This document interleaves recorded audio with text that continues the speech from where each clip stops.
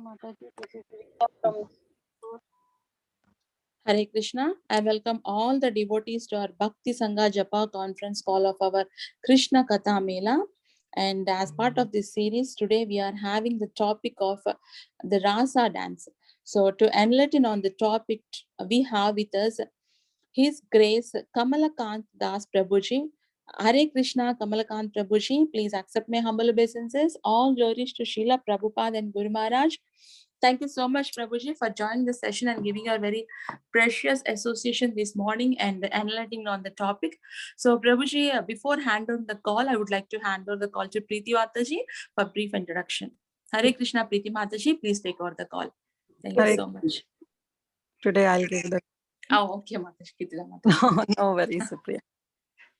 So thank you all so much for another yet wonderful session of Krishna Katha Mela.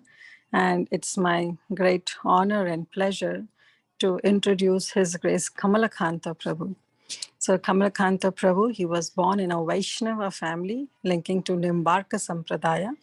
And he is a disciple of the most revered His Holiness Srila Radha Govinda Das Goswami Maharaj.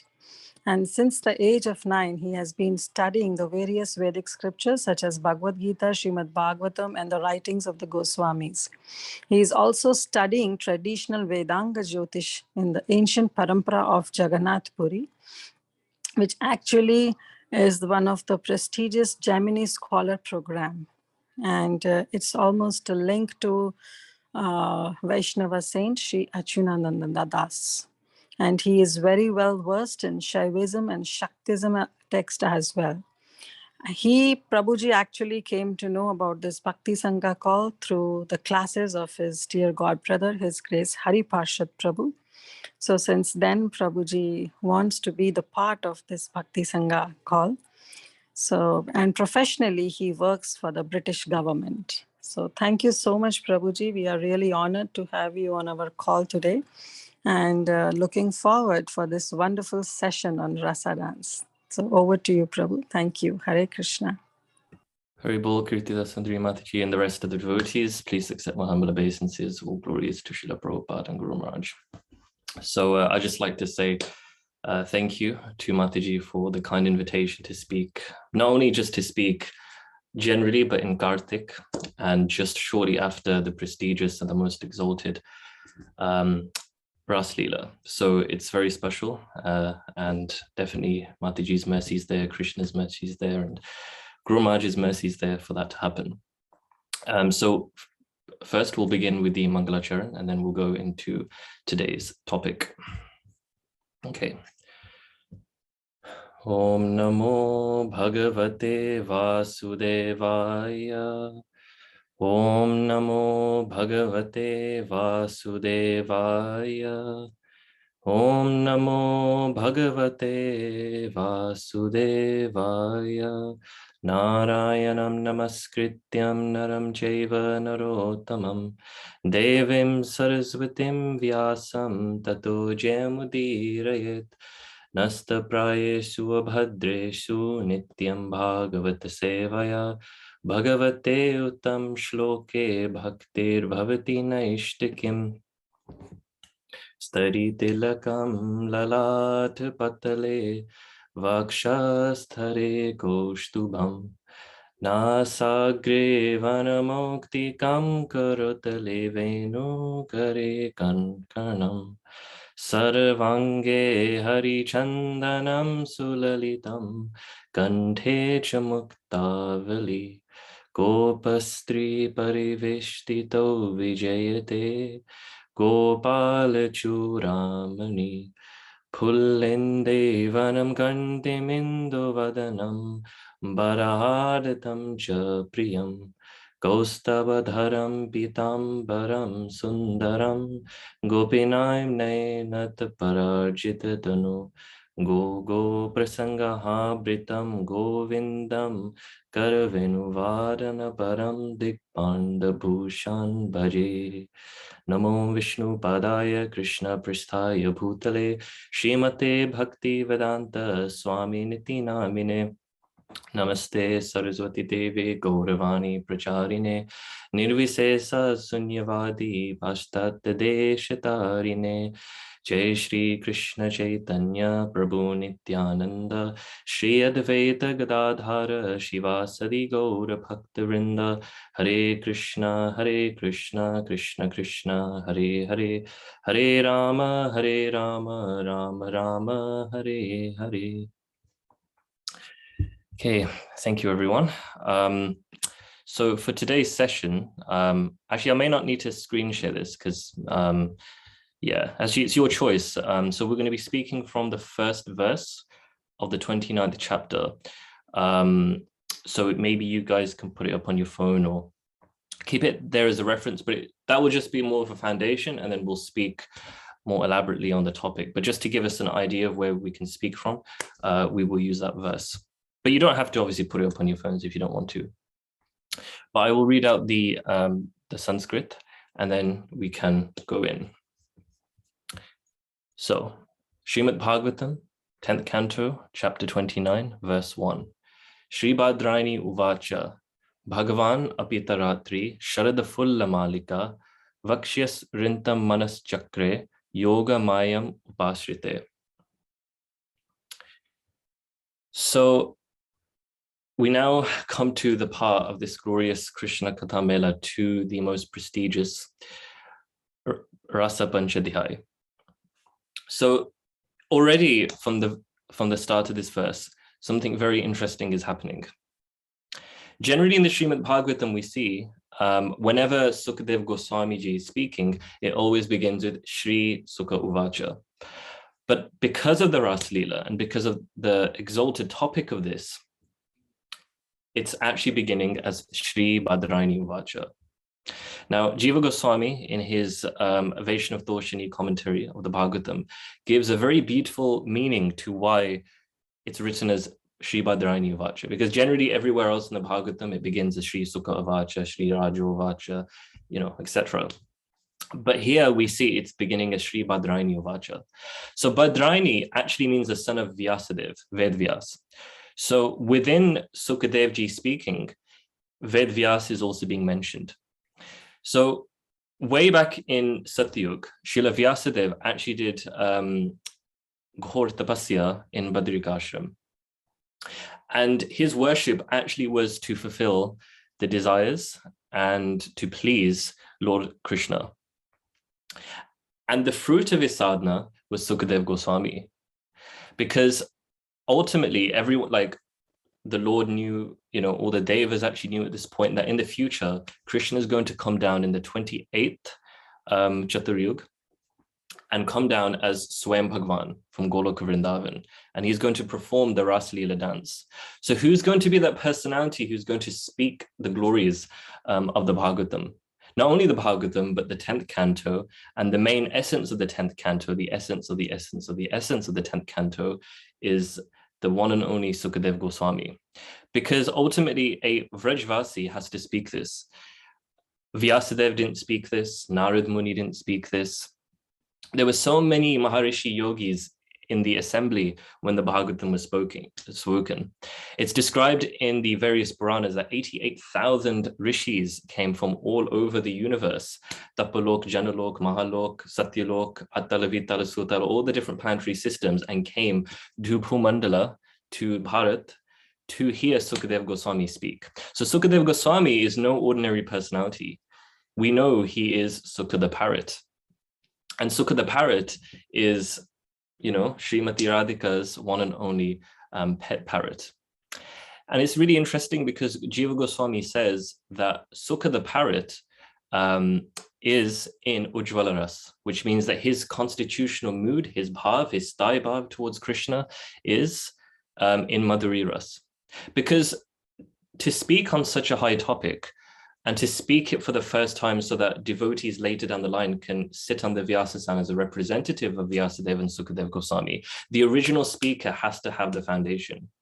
And Sukadevji, Sukha the parrot, is in that mood, in the mood of Madhuri Ras, the highest form of prem that one can have towards Krishna.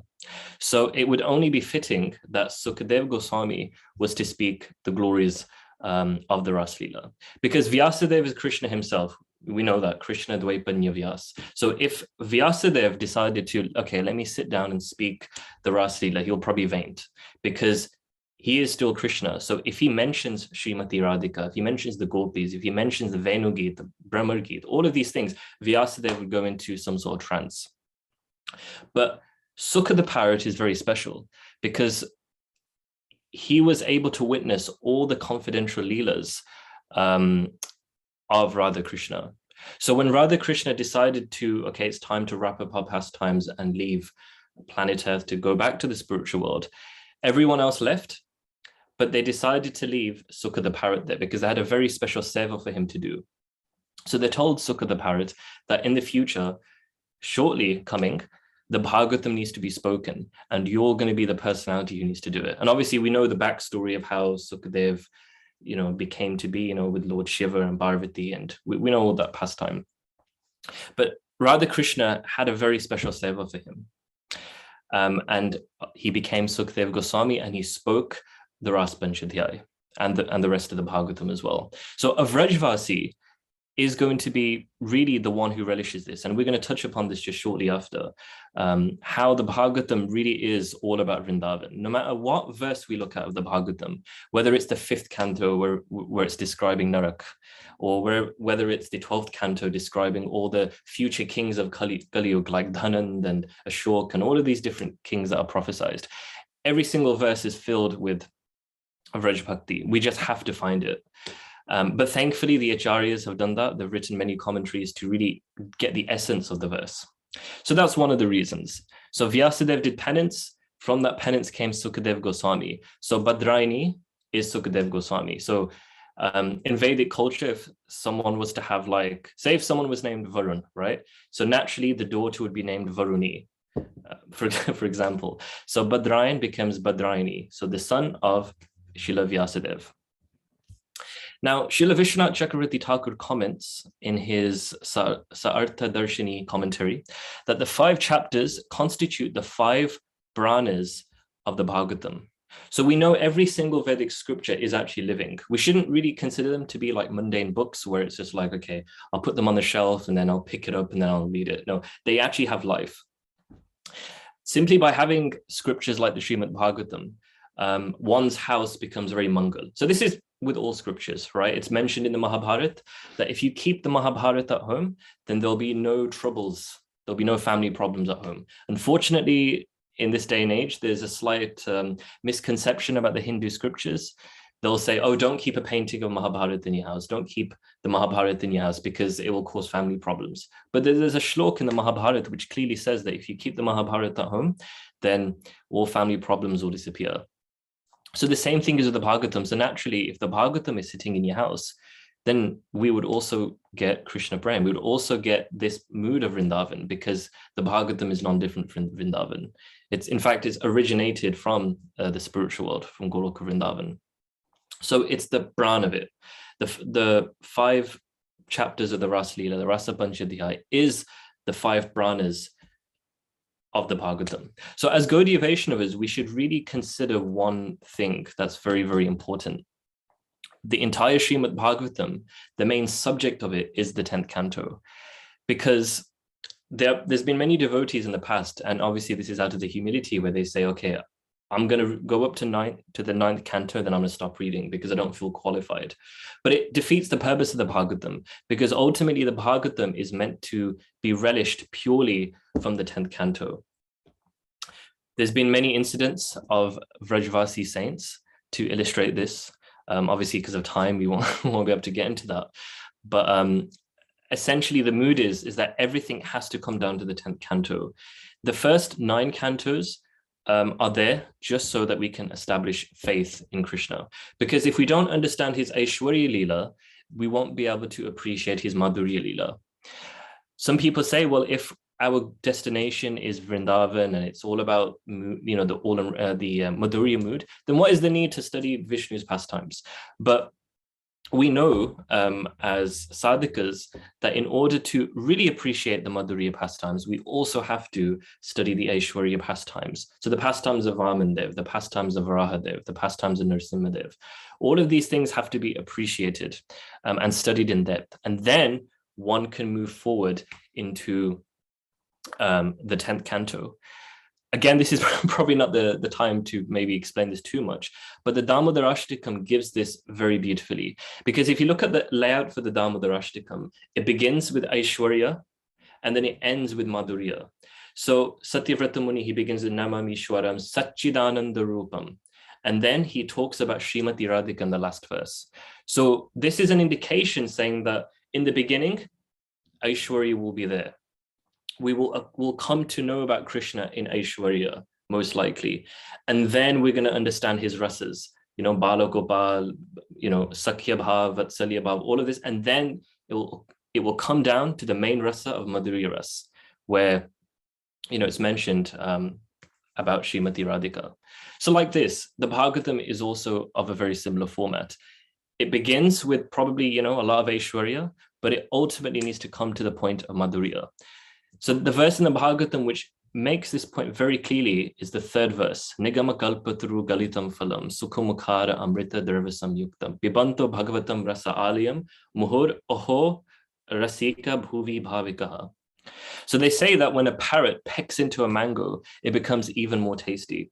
So Sukadev Goswami has actually pecked, he's used his mouth to, you could taste the Bhagavatam. So when we take his reminiscence of the Bhagavatam, we can actually find more rasa in there because Sukadevji has given that already. So because he's spoken this Mahapuran, we can relish it and then we can actually get bhav. So the word nigamakalp or nigam actually means a wish fulfilling Vedic knowledge. So all Vedic scriptures are wish-fulfilling. All the Puranas, all the Upanishads, the Gita, obviously the Bhagavatam, Ramayana, Mahabharata. But they all give very different things. So Mahabharata will give Dharma, Artha, Kam, Moksha. Ramayana will also give Dharma, Artha, Kam, Moksha. If you read Shiva Puran, you'll probably get Shiva Bhakti, which would make sense. If you read, Markandeya Puran, Devi Bhagavat, you will get devotion to Devi, Durga Devi. So what about the Srimad Bhagavatam? Well, the Srimad Bhagavatam, if one studies it very properly and very nicely, then naturally one will get that bhav for Krishna. Not just any type of bhav, but that Vrindavan-based bhav towards Krishna. Because the Srimad Bhagavatam Mahapuran gives knowledge of everything, right? It begins with knowledge of his other avatars. So we have knowledge of Dhruva Maharaj and Lord Vishnu, Prahlad Maharaj and Lord Nrsimhadev. And there's many phalas. Like when we read and study the pastime of Dhruva Maharaj, so many benefits are given. One's lifespan will increase, one's memory will increase, one's Aishwarya will increase. All of these things are there, for the common person. But what about the person who only wants Vrajabhakti? Then the 10th canto will definitely give that. So many of the Rasikacharyas in Vrindavan, they always say that, okay, studying the first 9 cantos is like taking a plane. Okay, you take the plane and then you arrive in your destination. Now, once you've arrived in your destination, you have to get off the plane and then you have to carry on. So in the same way, the first 9 cantos gives us that journey, that foundation, and then we can actually enter into the 10th canto and actually appreciate it very deeply. And then obviously when we come to the 10th canto, every rasa is described in detail. We have Shanta ras, we have Dasya ras, Vatsalya, Sakhya, and then Madhurya. But then Madhurya also, it doesn't just stop there because Madhurya could be many things. Because technically, Rupa Goswami in Bhakti Rasamrit Sindhu classes Kubja in the mood of Madhurya ras towards Krishna. But her mood towards Krishna was not so powerful in the sense that it's not the highest. He still writes about Kubja because ultimately Kubja wanted Krishna, nobody else. So that in itself is very glorious, right? If someone generally wants Krishna, nothing else, then that should be, praised. But when we compare Kubja to many of the other devotees, many of the other siddhas that we have, then Kubja would technically be at the bottom because Madhurya Bhav is very broad. Krishna's wives in Dwarika, that's also Madhurya ras. In Vrindavan, there's also this idea of awe and reverence, Swakiya Bhav, that's also Madhurya Ras. But this particular Bhav is stretched. And the Bhagavatam is giving us Parikiya Bhav, Parikiya Madhurya Ras. Again, it's a very confidential topic of Parikiya Ras. Unwedded love, it's a subject that sometimes, we cannot even fathom because, maybe we haven't studied these things properly, or maybe we haven't, it takes a lot of purification. But ultimately, the Bhagavatam is giving us that Parikiya Madhurya Bhav. And this Rasa Panchadhyaya is giving us, you could say, the full-on extent of what this Parikiya Bhav is. So the Srimad Bhagavatam is the only Puran and the only Vedic text which can actually bestow Parikiya Ras May Bhav Madhurya Ras. It's the highest form of Madhurya Ras possible. Now, the question arises that who can truly relish this Amala Puran? Because in ISKCON, we have so many devotees, not just in ISKCON, but in the Pushti Marg movement, in the Nimbak Sampradaya, so many devotees study the Srimad Bhagavatam. But who's actually relishing it properly? And the answer is given in the verse that we just spoke about. It says, Aho rasika bhuvi bhavikaha. So aho in Sanskrit is like, oh, just look at that wonderful personality. Aho, wow. And then it says, rasika bhuvi bhavikaha. Only a rasika, meaning a person who is dwelling in the bhavas of Vrindavan, can really appreciate and relish the Srimad Bhagavatam fully. One time, I think some devotees went to my Guru Maharaj and asked him, so how do you study the Bhagavatam? And Guru Maharaj said, I don't study the Bhagavatam, I relish the Bhagavatam. So that's the type of mood that we should try to imbibe. Maybe some of us are already relishing the Bhagavatam at this call, who knows? But if we're not, then we should plan this out. Okay, this is Kartik. How can I start relishing this Bhagavatam in full detail? So rasa has very different meanings. Srila Prabhupada translated rasa as mellow or taste. But obviously, rasa has many, many different variants. Prabhupada could have easily said all of the meanings, but then the Bhagavatam would probably be like even bigger than it is. So rasa has many different meanings. But the rasa that Gaudiya Vaishnavas are specifically talking about is the moods and mellows of the Vrajvasis, and in particular, the Vraja Gopikas, the Vraja Devis, their moods. And obviously, as we know, Rupa Goswami has very elaborately described all of their moods and descriptions in scriptures like Ujjvala Nilamani, Bhakti Rasamrit Sindhu, and others. So if one can appreciate the moods of the Vraja Gopis, then one will definitely be able to relish the Srimad Bhagavatam. Vishwanath Chakravarti Thakur gives a very beautiful meaning to the Bhagavatam in the first canto, verse 1. He gives a very beautiful example of how the Bhagavatam is Nigamakalp. He says that the Bhagavatam is like Mohini Murti. We know in the 8th canto, Mohini Murti came, after the Samudra Manthan. The nectar came out, and there was a fight between the Asurs and the demigods. Now, Mohini obviously wanted to give the nectar to the demigods, and she's not going to give it to the demons. So she basically gave wine to the demons and gave the nectar to the demigods. So Vishwanath Chakravarti is explaining that the Bhagavatam is like that. If one has a specific desire, the Bhagavatam will give it.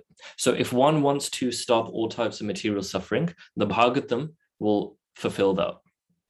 If one wants to get rid of any anxiety, the Bhagavatam will fulfill that. If one wants money, wealth, name, fame, beautiful spouse, all of these things, the Bhagavatam will give that. But if there's one fortunate soul out there who wants only Vrajendranandan Krishna, who only wants Srimati Radhika, who only wants Goloka Vrindavan, the Bhagavatam will just give it to you, because that's its job. It's like a Chintamani gem. What does a Chintamani gem do? It's meant to just, if you touch it, something turns into gold.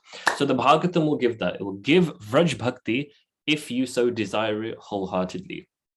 The problem with us as sadhakas is that we want Krishna, we want, we like the idea of going to Vrindavan, but then we also want other things. We want a nice car, we want a spouse, we want all of these things.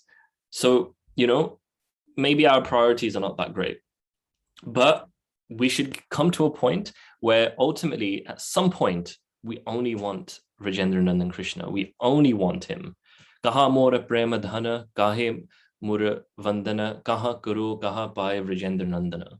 You know, Chaitanya Mahaprabhu would just say this constantly. He would go all over Jagannath Puri, just, you know, with his arms up, asking, where is Krishna? So we should also imbibe that mood as well. Now, okay, maybe we come to a point where we want this, right? Every single devotee here is doing bhakti. Now, when we come to the chapters of the Ras Leela, when we come to such topics, how does our heart feel? When we pick up the bead bags, how does our heart feel? Does our heart melt? Does tears come down our eyes? If our heart is hard and it's not doing much, then are we really practicing bhakti yoga? Because we know from the Bhagavad Gita, Krishna gives many different yoga systems. Karma yoga is the movement of the body. Jnana yoga is the movement of the mind. Ashtanga yoga is the movement of the chakras. And then ultimately bhakti yoga is the movement of the heart. So the question is our heart moving? Is our heart softening when we're discussing such topics? Is our heart melting when we chant Harinam, Diksha mantras, and all of these things? So it's a way to kind of question ourselves, is where are we at this stage? If there is no movement of the heart when we read or hear topics, then what type of sadhana are we doing? We may have a Bhakti Shastri degree. We may be a scholar in all scriptures from the Bhagavatam to the Goswami's writings. But is there an internal mood going on? Are we internalizing everything? If it's not, then maybe we need to go to the drawing boards. So it's very important to make sure that internally everything is going on. And it's very interesting because when we look at the history of all the different sadhus in Vrindavan that have been living for, you know, many hundreds of years, there's one thing that they all have in common. Even the Goswamis, every single person was simple, because simplicity is what attracts Krishna. Someone may have no knowledge, right? There were so many disciples of Bhaktivinoda Thakur and Bhaktisiddhanta Saraswati where they didn't really understand the Bhagavatam in terms of from a scholarly point of view. They couldn't read the Bhagavatam. They couldn't even read the Gita because, you know, they were illiterate. They couldn't understand the Gita in that sense if they read it. But they had so much bhakti towards Krishna. Obviously, internally, they understood everything. If someone came to them with a question to do with, you know, anything rasik or anything to do with the Gita, they would be able to give a very amazing explanation. But maybe if they had the Gita in front of them and they wanted to read it, they probably wouldn't be able to. So what is this showing? That, okay, maybe we have all the knowledge, but we may have no love for Krishna. But someone else, they may have no knowledge at all. They may not know much, but they have so much bhav towards Krishna. Because really the movement is not about being puffed up with knowledge. Oh, this person knows so much. This person can, you know, chant a lot of shlokas and crack a lot of jokes, you know, as they say. So we have to understand this quite, you know, on a very deep platform here in Kartik, that, okay, yeah, we may have knowledge, which is fantastic because knowledge is like a boat. It will take us to the bhakti. But if it hasn't taken us to the bhakti, then it's almost like we're being lost in this ocean of knowledge. It's like we don't know where to go. We've read everything, but is it making our hearts melt when we hear Krishna's name? You know, so everything is all about bhav. Everything is all about this Parikiya Rasame Bhav. There's a very beautiful saying that they say in Vrindavan. Jai Jaya Ujjvala Ras Sarva Rasa Sar Parikiya Bhave Jahi Vrajete Prachar. So it's basically saying that all glory is to this Ujjvala Ras Parikiya Bhav in Vrindavan, because this is what all the acharyas came to preach and teach. Parikiya Bhave Jahi Vrajete Prachar. So this is our kind of goal, where we're heading towards. Now, the question is, how do we get this Parikiya Bhav? How do we get this Ujjvala Ras in our hearts? In this material world, most Sanatan Dharmi people, most Hindus, they worship something called the Panchadevas. Maybe some of you are familiar. It's kind of like, it's also known as the Smarta tradition. So the Panchadevas are 5 personalities that are worshipped. So we've got Ganesh, we have Surya, we have Vishnu, we have Shiva, and then we have Devi. And the Smarta tradition is essentially saying that all 5 are the same Parabrahm. And generally people worship them for material gains. Now, Gaudiya Vaishnavas also have a Panchadeva that we also worship. So the first one is Sri Guru, the second one is Sri Nam, The third one is the Srimad Bhagavatam. The fourth is Chaitanya Mahaprabhu. And the fifth is Radha Krishna. So we worship the Panchadevas in our line to get this Parikya Bhav Vraj Bhakti. So this was actually spoken very beautifully by Bhaktisiddhanta Saraswati Thakur in a class in the Gaudiya Math in the 1930s. So by worshipping the Gaudiya Panchadevas, one will get Vraj Bhakti in one of the relationships with Bhagwan Shri Krishna. Now moving towards the topic of today, Ras Leela. Ras Leela in itself is very broad. There's many different types of Ras Leela, but from the scriptures, only two are mentioned. So we have Nitya Ras, also known as the Purnima Ras Leela. So this takes place every Purnima. So you'll see in Vrindavan that all the deities are dressed in white. And then we have the Maharas. So this is the topic that's mentioned in the Srimad Bhagavatam. So no other Ras Leelas mentioned, but the main topic of the Ras is the Maharas, is the one where all the gopis come. So there are some Ras Leelas where it's only the intimate associates of Srimati Radhika. So they go to a place in Govardhan. It's a kund. Can't exactly remember the name on top of my head now, but it's a particular kund in Govardhan, and they go there and they perform this very intimate Ras Leela. And then we also have the Maharas Leela, where every single gopi comes. So Chandravali's camp, Radharani's camp, all of them come. So there's two. So we have the Sharad Ras, which is the topic that we're speaking about today, the Autumn Ras Leela, and then we have the Vasant Ras Leela, which happens in springtime. So Srimad Bhagavatam only details the Sharad Ras Leela, whereas other Puranas like the Adi Puran, they deal with the Vasant Ras Leela. Now within the Ras Leela, so many different gopis are there. And what's beautiful is that the Goswamis have actually elaborately described all the different camps and moods of the different gopis. So there's four particular types of camps. And the first one is the Swapaksha group. The Swapaksha group literally means, so Swa is the self and Paksha is the side, in a elusive translation. So it's basically Srimati Radhika's very own and dearest. So we have Lalita, Vishaka, Tungavidya, Sudevi, Rangadevi, all the Ashtasakis, all the Ashtamanjaris, all of them. And then we have the Surit Paksh. So these devotees are like Shamala, and they're kind of inclined towards Radharani, but they're very neutral to Chandravali. So that's their mood. And then the third type is Tatashta Paksh. So they're neutral towards Radharani, but they're more favorable to Chandravali. And Bhadrasakhi is one of the gopis in that camp. And then we have Vipaksha. So those gopis are considerably unfavorable to Srimati Radhika. So they will be the ones who will team up with Chandravali, and they'll want to basically do something horrible to Srimati Radhika. Maybe Srimati Radhika, she's on her way to see Krishna. So Chandravali will be there with the Vipaksha group, and they'll basically plot, how can we stop Radharani from meeting Krishna? So they'll come up with all these different schemes of how to stop that. Maybe they'll even pull Krishna towards them, and then Srimati Radhika will go into some type of man afterwards. So all of these things are happening every day. But there's one thing that we should also understand on this topic, is that actually from a tattva perspective, Chandravali and Radharani, they love each other. In fact, Chandravali is an incarnation of Srimati Radhika. All the gopis are like the expansions of Sri Radha herself. Now, Sri Radha, she wants to experience every relationship with Krishna. So she wants to have that mood where she sees Krishna as I am Krishna's, whereas obviously Srimati Radhika's mood is Krishna is mine. So Srimati Radhika enjoys all the different kind of relationships as she expands to her different forms. So obviously Lalita is another expansion of Srimati Radhika, and she enjoys the relationship of chastising Krishna quite a bit. So really, with Vrindavan is the place for this Adiras. Whenever we speak of Vrindavan, generally the root cause, the mool, but in Sanskrit, mula means the root. The root cause of everything is this Parikya Bhav. Just like Vishnu, Narasimha, Varaha, Shiva, all of these forms, they expand from Krishna. All the other dhams, Vaikunta, Ayodhya, Dwarika, they all expand from Vrindavan.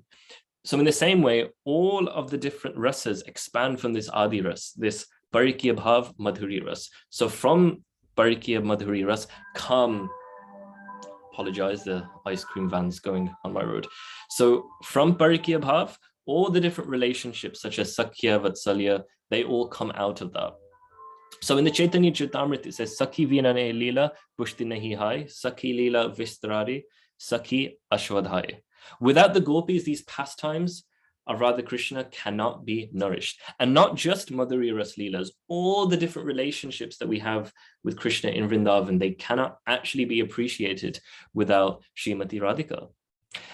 And we see this in the Damodar Ashtikam. So, it begins with talking about Damodar Leela, Krishna being tied. But then Satyavrata Muni, he mentions Srimati Radhika in the end, because ultimately he knows that this Leela is actually not complete without Srimati Radhika. And my prayer towards Krishna is not complete without Srimati Radhika. So I have to mention her name, in the Damodar Ashtikam. So the other gopis, so we have Vipaksha, Tatashtapaksha, Suryatpaksh, Swapaksh. And there's obviously other gopis as well who came into this Rasa Leela. We have the gopis who did the Katyani Vrat. So we know Katyani Vrat actually begins the day after Kartik. So, devotees even to this day do the Katyani Vrat. It's a very nice vrata. In Vrindavan they do it, and probably here in the Western countries they also do it. And they worship Katyani Devi. Now, Rasika Acharyas will know that actually Katyani is Srimati Radhika. So when the gopis were worshipping Katyani Devi, they weren't actually worshipping you could say the Parvati external manifestation of Katyani Devi. They were actually worshipping Srimati Radhika, because it's ultimately only Srimati Radhika who can give Krishna, right?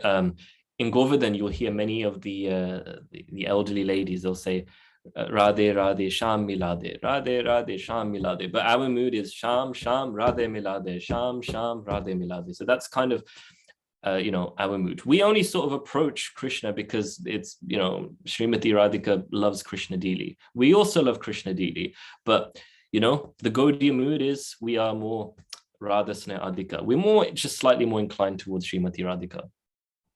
So many of the gopis came into this Katyani Vrata gopis. We obviously also had the rishis from the Dandak Van, who basically saw Lord Ramachandra, and they found him absolutely beautiful. The Narad Muni came, gave them initiation into the Gopala mantra, and they did tapasya for, I think it was 4 Chaturyugs or 4 kalpas. It's one of those, I'm not entirely sure the correct answer, but they did a huge tapasya for such a long time. So it's like Narad Muni coming up to us and saying, okay, if you want to achieve Siddhi, you will have to do Harinam chanting, Diksha chanting for so many different kalpas. So, for those who really want to go, they'll definitely do it. But, it's a very long time. So hopefully, we'll see. We'll see how long it takes. So all the rishis, they did this amazing hardcore tapasya. They were chanting the Gopala mantra. And then ultimately they attained Siddhi. And they took birth in the wombs of gopis, and they were chote, Vraja Kumarikas at that time. So now Jiva Goswami explains this sort of prelogue to the Rasa Leela very beautifully in Gopal Champu. So the Vraja Kumarikas were always playing with Krishna. So even when Krishna was born up to the his Keshor age, all the gopis at that time, they were playing with Krishna, because kids, they don't really, even in the material world, like when 2 5-year-olds play together in the playground, they don't think of gender differences. It's only when they get a bit older, ages 10, 11, 12, maybe, that's when the idea of male and female come into the mind. But when they're younger, there's no conception of male or female. So in the same way in Vrindavan, all the Vraja gopis and Krishna, they were all just playing very innocently. So, Vrishabhanu Maharaj, Kirtida Maharani, they would all go to Vrindavan. They would go to Nandagaon, they would, stay there, and they'll bring, Srimati Radhika along, Ananga Manjari along, and they would all just play very nicely, as kids would play. But they all had deep love for Krishna. It was always there. That's why the term is known as Raga Atmika. So Rag means that love, that attraction, that bhav, and Atmika is like the soul. So it's literally like that bhav is non-different from their soul. It's literally stuck to it. It's like you can't remove the two together. So all of these Vrajagopis, they had this love for Krishna, but as Krishna grew older and as the Vrajagopis grew older, that love started increasing more and more and more. And this is known as Puravarag. So it's the point where the point before meeting, so much affection, so much love was growing at this time. Now, unfortunately, as the girls were growing up, the Vrajagopis, the talks of marriage started beginning, because naturally, back then, you'd be married off at the age of like 11, 10, 12, 13.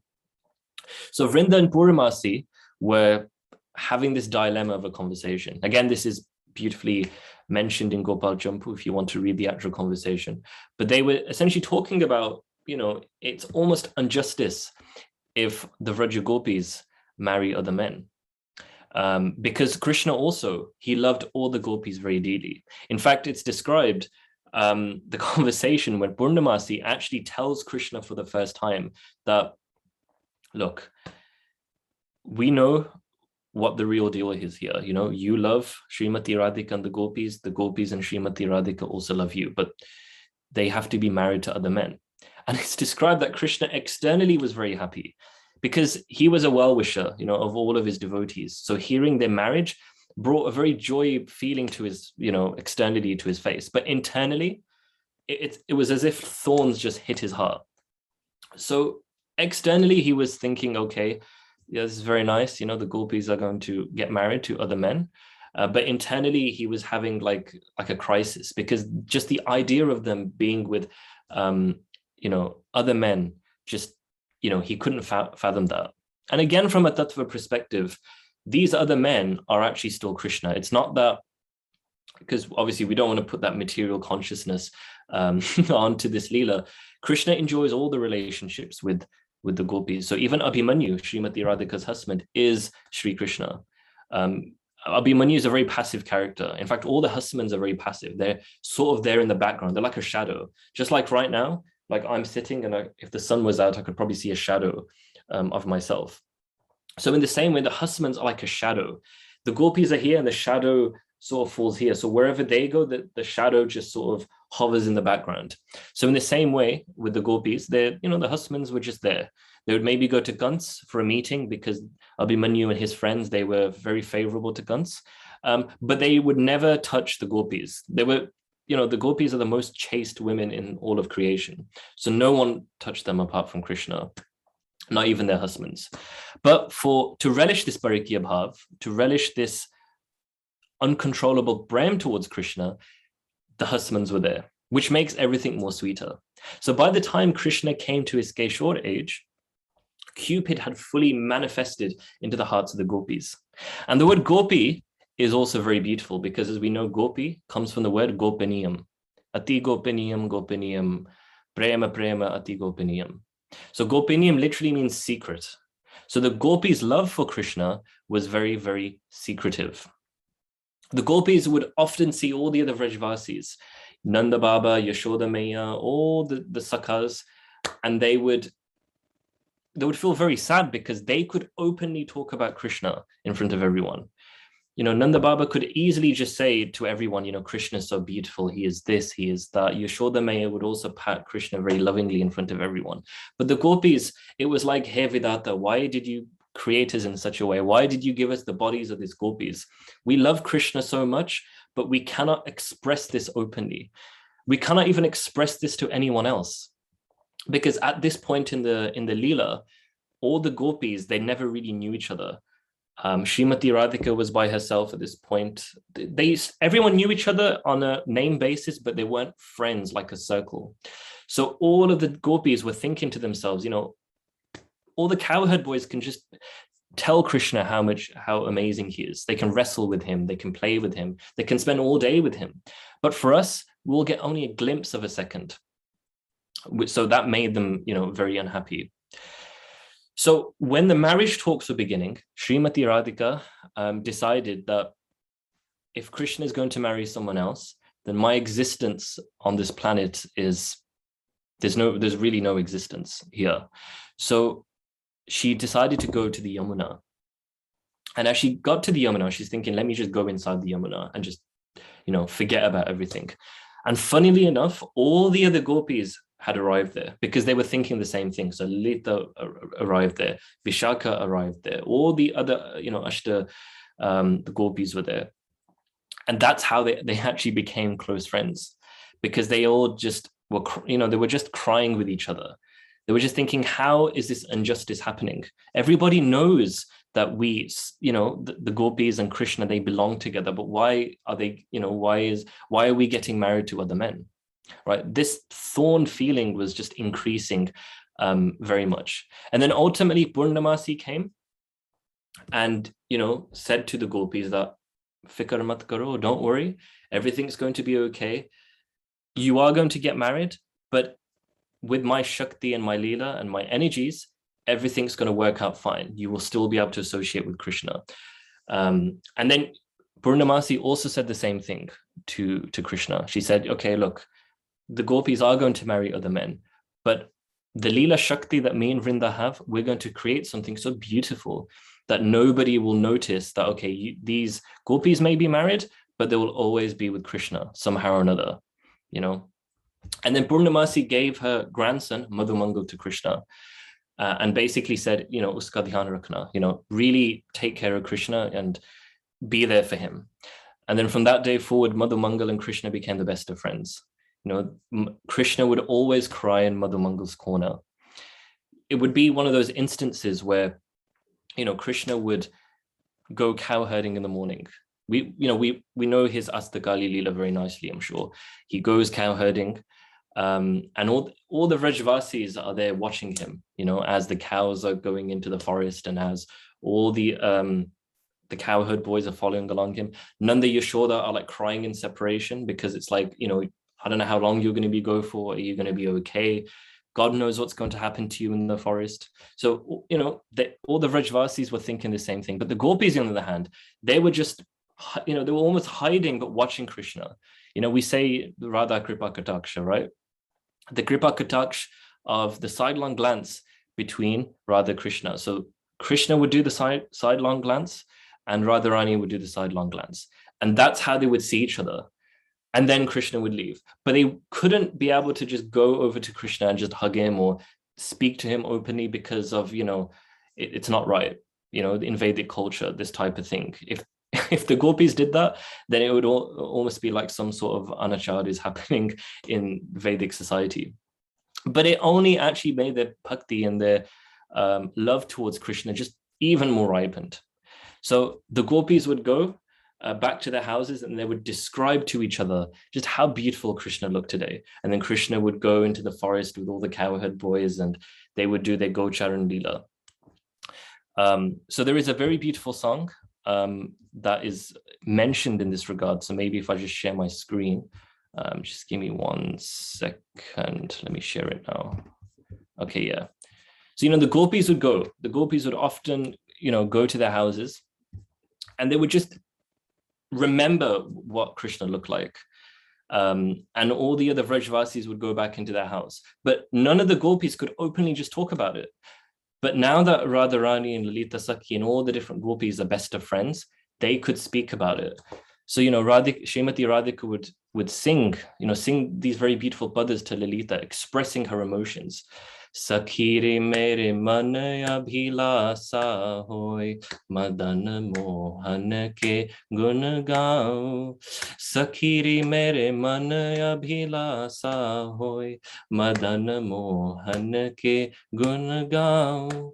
Shees pe mor mukut sohe, shees pe mor mukut sohe, pagan pe janiya man mohe. मोहे बगन पे जनिया मन मोहे कमर पीतांबर जिल मिल होय ना मुख से वर्णन कर पाऊं कानन में कुंडल ये आला कानन में कुंडल ये आला गले में वैजंती माला गले में वैजंती माला अधर मुरली प्यारी लागे मोय सुनो तो मन में सुख पाऊं सखीरी मेरे मन अभिलाषा होय मदन मोहन के गुण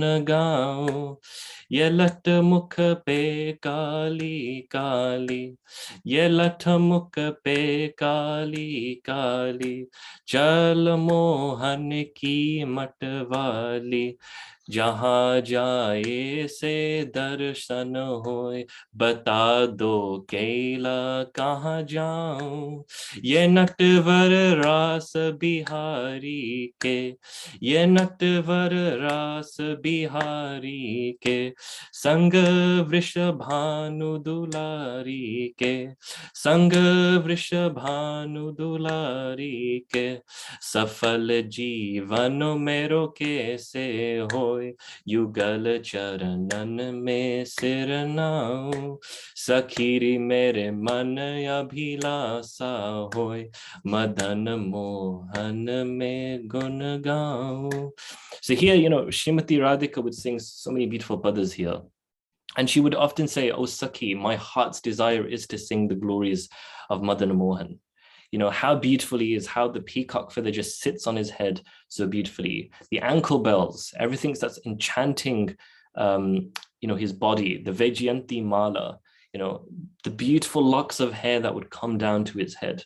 And then the right of this pada says, bowing my head at the divine couple, my life will be completely successful. So when will that day come that we can actually see Lord Krishna and Srimati Radhika together? So many of these padas Srimati Radhika would sing to all of the gopis present. She would sing them to Lilita, she would sing them to Vishaka. And this is almost like a preview because we sing Gaura Leela. What did Chaitanya Mahaprabhu do in the Gambhira? Rai Ramanand was there, Surup Damodar was there, and they were just singing all of these padas, Gita Govind and many of the other writings.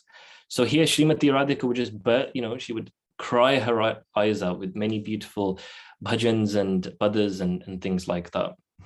Our only service really is to just hear these padas and hear these glories so beautifully. In Vrindavan, there is a saying, Radha Meri Swamini, Me Radha Ko Das, Janam Janam Mohi Dijiye Vrindavan Ko Vas. So that really is, the goal that we're trying to do, to see Srimati Radhika, to get these sevas. So time went on, the Vastraharan Leela took place, Venugit happened, all of these different things. So the Vraja Gopikas had the chance to see Krishna in different instances. But Krishna always said that the time will come when I will reciprocate with you. The time will come when I will come and we will be together. And that is the Sharad Ritu Shukla Paksh Purnima Ras Leela. Now the question is, why this time? Maybe it's something that we haven't questioned. Why did Krishna choose Sharad Ritu for the season? Why did he choose Shukla Paksh Purnima? And why, why did he do it in this particular season? Now, Sharad Ritu, from a tattva level, is actually governed by Prithvi tattva. So we know that in creation, we have the Pancha Bhutas. So we have fire, earth, water, ether. And earth element, Prithvi tattva, is one. There is a very hidden meaning to this, of this Prithvi tattva. Prithvi literally means seeds and things that are growing, beejas.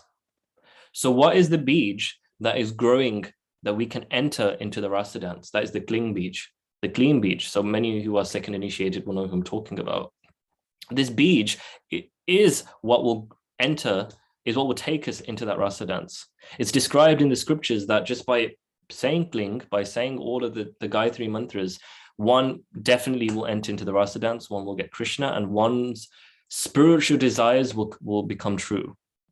So Sharad Ritu is all about growing that bija, all about growing that Brahm towards Krishna. And now the question is, what about Shukla Paksh Purnima?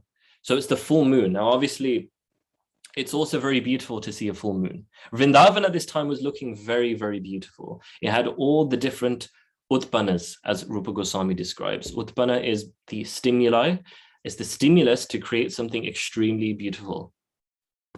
And, you know, one of the utpanas is the full moon. The moon was looking very beautiful, but the moon represents love, and unconventional, unconditional love. Because someone could love someone out of a specific purpose. Okay, this person's very beautiful, so I'm going to actually love that person because they have something. But unconditional love is far greater, because someone may have nothing. Sudama had nothing, but Krishna still loved him, right? A lot of the devotees may have nothing. They may not have good looks. They may not have wealth. They may not have anything that they could possibly give to Krishna. But what does Krishna do? He accepts it anyway, because he is the ultimate person who can accept unconditional love. Nobody can accept unconditional love like that. Obviously, the closest that we have is like the mother to the child, as they say. But Krishna is the person who will accept this unconditional love very beautifully. So the moon was very, very strong. It was giving out this huge emotion of unconditional love. Now, in the verse, it says Sharada Fulla Malika. So going back to the very first verse that we spoke about, 10:29:1, the verse that is used is Sharada Fulla Malika.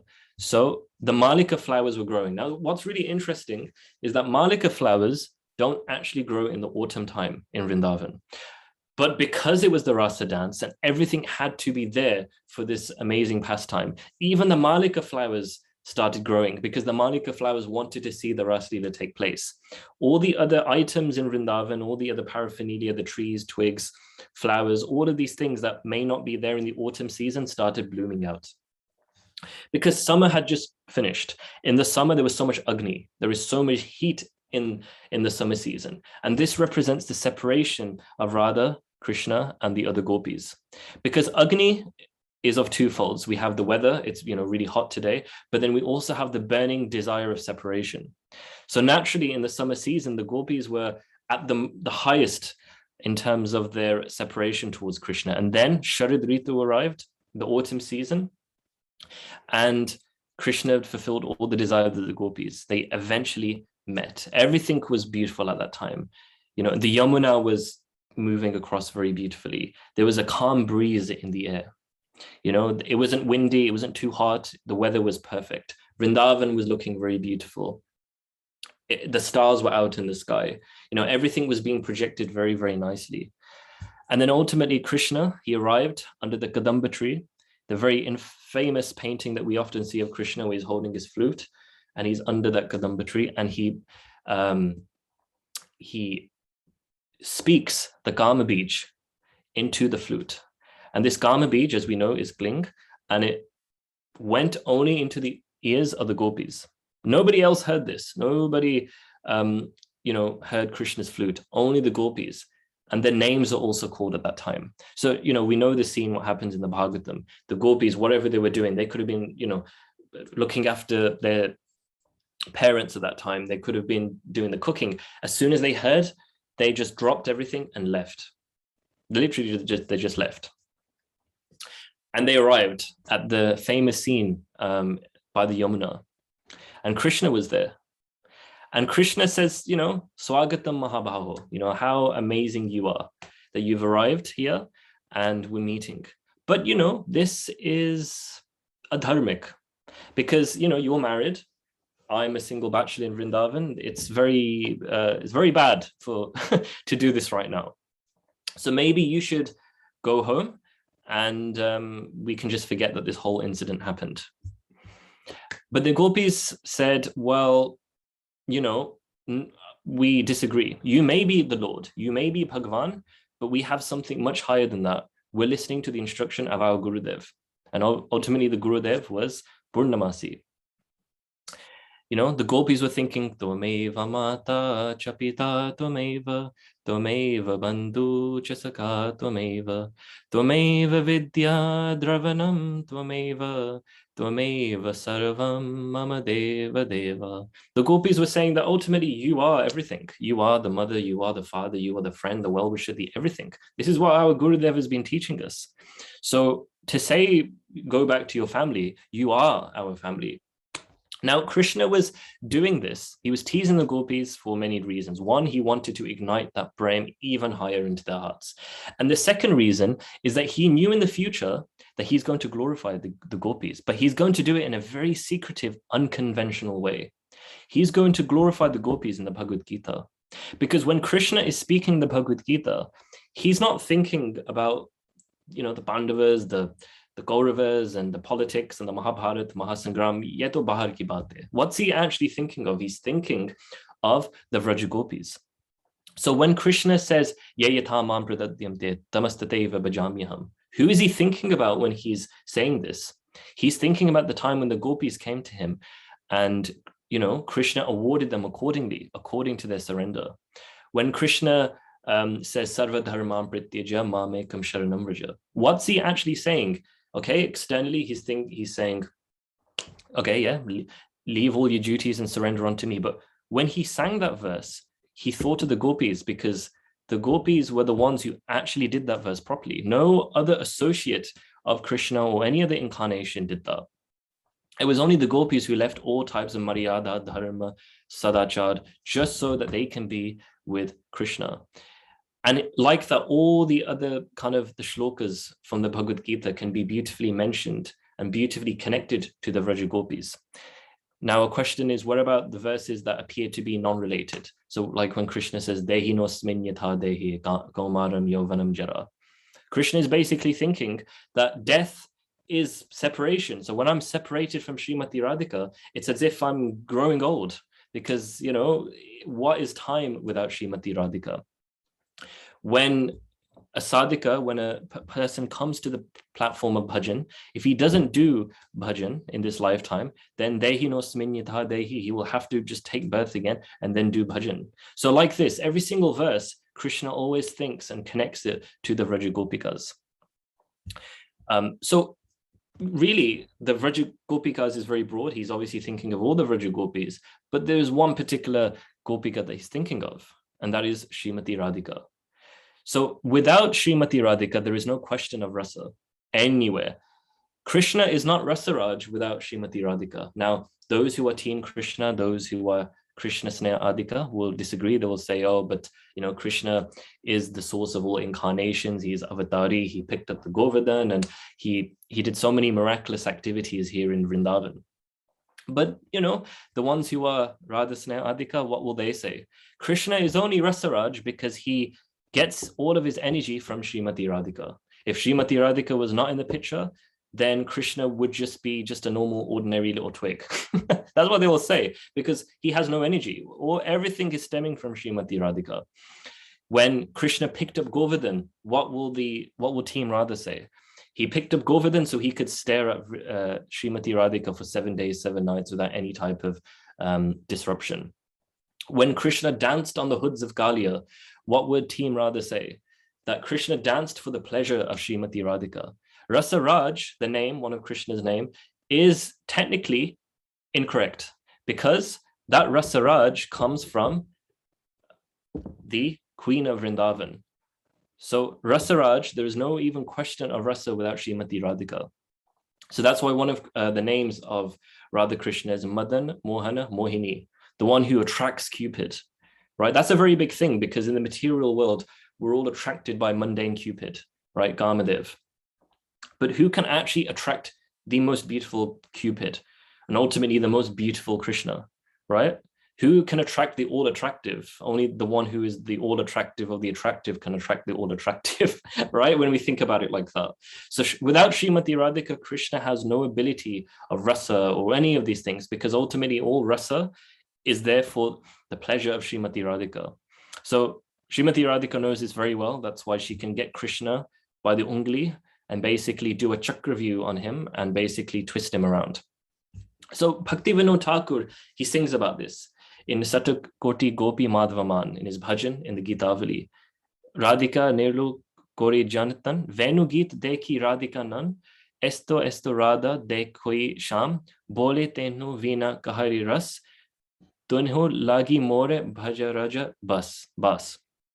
So Krishna cannot preach or enjoy this Rasa Leela. No Rasa can happen without the presence of Srimati Radhika. Srimati Radhika is not there, then there's no question of Rasa Leela, there's no question of Govardhan Leela, there's no question of even Damodar Leela, because ultimately everything stems from Srimati Radhika's energy. Now, one time Krishna was in a very depressed mood. This was after he had left Bhauma Leela, as in he wrapped up his Bhauma Leela pastimes and then went back to the spiritual world. So one time Krishna was crying profusely in a kunj because nobody in Kali Yuga could appreciate the pastimes of the gopis. So Lalita arrived, Vishaka arrived, and they asked Krishna, why are you crying? And Krishna explained that I came down previously, just shortly, and I gave the Gita, I performed my leelas, the Srimad Bhagavatam is now written, but nobody is appreciating these leelas. Everyone is thinking this is mundane poetry. Everyone is thinking this is just mythology. So Krishna was very depressed at this point because nobody could appreciate the most confidential aspect of the spiritual world, the most rasik, most confidential part of all of creation. And then Srimati Radhika ultimately arrived in this kunj and basically said, the problem is that you cannot preach this without us. You have to come down in a way where you are in the mood of the gopis. Because if you come down as just Rajendra Nandan Krishna, you won't be able to preach this properly because you don't understand what we're going through. When you're away doing Gocharan and all of these things, when you were in Mathura and Dwarika, how could you have understood what we were going through? So all of these different moods, they were saying to Krishna that you cannot possibly explain. So you have to come down again and preach this again. But on one condition, Srimati Radhika says, that I'm going to come down with you. So this is where we see, Radha Krishna combining as Chaitanya Mahaprabhu, because Chaitanya Mahaprabhu in one sense came to do a unfinished task that he couldn't be able to do at the end of Dwapar Yuga. He gave the Gita, right? That's external. He did the Kurukshetra war, yay, the Pandavas won. All justice is complete. Then he went back. But one big thing was missing from his incarnation is the appreciation and imbibing the mood of Raj Bhakti, because nobody after that could do it. Some personalities could. Jayadev Goswami, we see many of these poets understand rasa properly, but the majority of the people pre-Chaitanya Mahaprabhu could not understand such confidential topics. So Krishna and Radha came down as Chaitanya Mahaprabhu to give this extremely confidential part of all teachings. So Srimati Radhika said that I will have to come down with you to preach this because you cannot properly do this. And hence why Chaitanya Mahaprabhu stayed in Shri Shetra Dham. Shri Shetra Dham again has a very deep meaning. Krishna discusses the word Shetra in the Bhagavad Gita. He says, Shetra Jnanam Chapi Mam Vidhi, Sarva Shetras Bharata, Shetra Jnano Jnanam Yat Taj Jnanam Matam Mama. So he explains that the Shetra is the field of activities. The body is a field of activities. But what is the internal meaning of Shetra? It is the place where Vraja Bhakti grows. It is the seed, it is the bij where Vraja Bhakti grows. That's why Chaitanya Mahaprabhu would often spend a lot of time in the gardens of Lord Jagannath, because the gardens of Lord Jagannath is considered to be the Kunja Nikunjas of Srimati Radhika. So Srimati Radhika's reminiscence is all there in the gardens of Jagannath Puri. So ultimately, when we think about it, Krishna couldn't give Vraja Bhakti, Nrsimhadev couldn't give Vraja Bhakti, all the other incarnations couldn't give Vraja Bhakti. Ultimately, it's Srimati Radhika who came down to give it. So that means Priyatam, Priya Vastulayai, right? That it's only Priyatam and Priya coming together to give this ultimate Uttam Vastu of Vraja Bhakti. If we can, understand a bit of Hindi there. So yeah. It's only Srimati Radhika, really, when we think about it, who gave this Adiras, who gave this Ras Leela for the whole world, not only to take some sort of appreciation, but to also join. Because when we study Ras Leela, when we study the 10th canto, it's not there for us to think, oh, this is nice, nice little pastime of little kanha, doing this and that. It's for us to actually want to go into. We have to have the desire to begin with if we want to enter into these pastimes. So that's why when we wake up in the morning, what time are we meant to wake up as sadhakas? Around 3:30. Now, there's two meanings to that. The one meaning is, okay, it's Brahma Muhurat. It's a great time to do sadhana, it's very beneficial. But what's the second reason? The second reason is because all the manjaris at that time are waking up from their maybe half an hour rest, and they're about to start their morning seva to Radha Krishna, who was sleeping in the Nikunj. So when they wake up and get everything ready, they can see the sadhakas in planet Earth. They can see the sadhakas getting up in the morning, doing the morning duties, applying the tilak, grabbing the bead bags and meditating on Radha Krishna. The manjaris are then going to think, well, this is an amazing sadhaka. He wants to join the Ras Leela. He wants to join Vrindavan. He wants to relish a relationship with Krishna in one of the relationships, Sakhya, Vatsalya, whatever it is. So they will give the mercy onto the sadhaka. They say that actually Surup Shakti first has to enter into the heart and then we advance. The Rasikacharyas say that this Surup Shakti is none other than Srimati Radhika herself. It's a bindu, as they say, the spot of bindu coming from Goloka Vrindavan, which actually explains also why the Acharyas say that Srimati Radhika is meditated on in the Brahma-Gayatri Mantra. So the Brahma-Gayatri Mantra is the famous Gayatri Mantra that all Hindus know, Tat Savitur Varenyam Bhargo Devasya Dhimahi. We know the mantra. So that mantra is actually a mantra for Srimati Radhika. That's what the Gaudiya Vaishnava Acharyas say, because the Brahma-Gayatri is basically the effulgent bindu of Goloka Vrindavan. So who is that effulging bindu spot of rays coming into the heart of the sadhaka? It's the energy of Srimati Radhika ultimately. So when we meditate on the Brahma-Gayatri, it's actually a meditation of Srimati Radhika. So when we chant on the Brahma-Gayatri with this conception, we will also get Srimati Radhika's mercy. Now, a question is, that some devotees may say, is that how do I feel that I'm qualified to even think about such topics? We know Sukadeva Goswami in the very final verse of the Rasa Panchadhyaya, chapter 33, the final verse, he explains that in order to get rid of all anarthas in the heart, especially hridroga kamam, as he says, hridroga kamam is lust in the heart. One has to study and hear the Rasa Panchadhyaya from Uttama Adhikari Rasika Vaishnavas. Because without listening and studying this, one cannot get rid of the anarthas and one won't be able to enter into these leelas. So this Kartik is an amazing time for us to kind of go deeper into the 10th canto, especially the Ras Leela.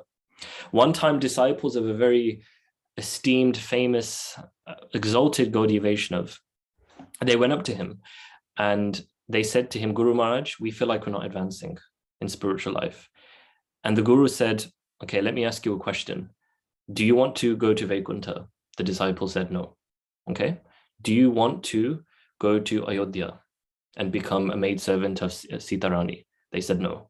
Okay. Do you want to go to Dwarika and become a maidservant of all the queens of Dwarika there?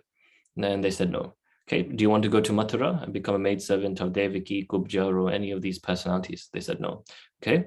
Do you want to go to do you want to go to Vrindavan and become a servant of Krishna? They, funny enough, said no.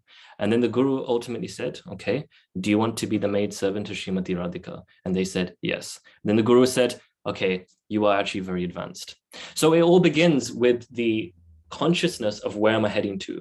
Because as Rupa Goswami says in his books many times, if we're not doing sadhana bhakti without the goal in mind, then we're not going to reach it. It's just going to be like driving, but you don't know where the destination is. You'll just keep going around in circles. But when you know the destination consciously in your head, you will know, okay, this is where I need to go.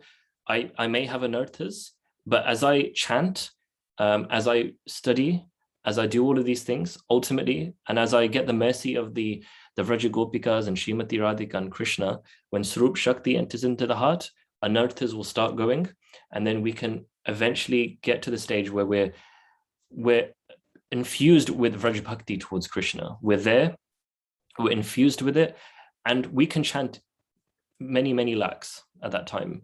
What is 16 rounds? What is 32 rounds? What is even 64 rounds? We can probably chant 2-3 lakhs a day. There are many devotees in Vrindavan, all around the world, who can chant that amount of number because they have that beej of Vrindavan growing into their hearts. So it's very easy for them. They can sit in one place, just sing Gopi Geet all day. Jayati Dehikam Janmana Vraja. They can enjoy all this. They can relish this. They can relish the Bhagavatam. They can relish Nam. They can relish everything. So it all begins with the consciousness: is where am I going? What is my destination?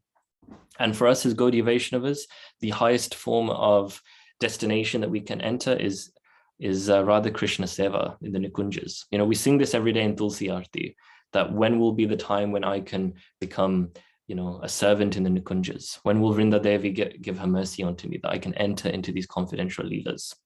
So it all begins with that.